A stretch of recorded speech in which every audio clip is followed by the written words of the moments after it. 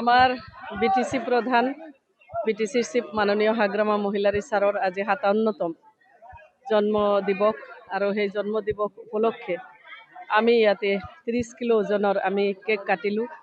আমি Mathanguri block committee হিচাপে আৰু মই নিজৰ সমষ্টি আমি সকলো নেতাকৰ্মী একত্ৰিত হৈ পেলাই আমি খুব উলহ মালহেৰে ছাৰৰ দীৰ্ঘ জীৱন কামনা কৰি পেলাই দীৰ্ঘজীৱী হওক ছাৰ কামনা কৰি পেলাই আমি কেক কাটিলোঁ।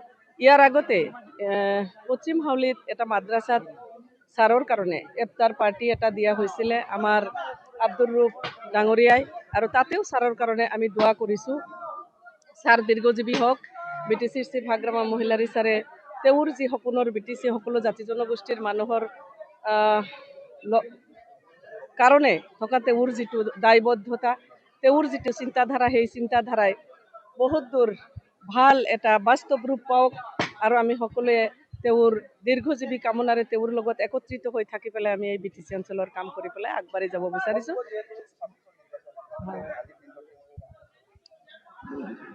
আজি ছাৰৰ জন্ম দিৱস আমি ৰাজনীতিৰ কথাটো পিছত পাতিম লাগিলে।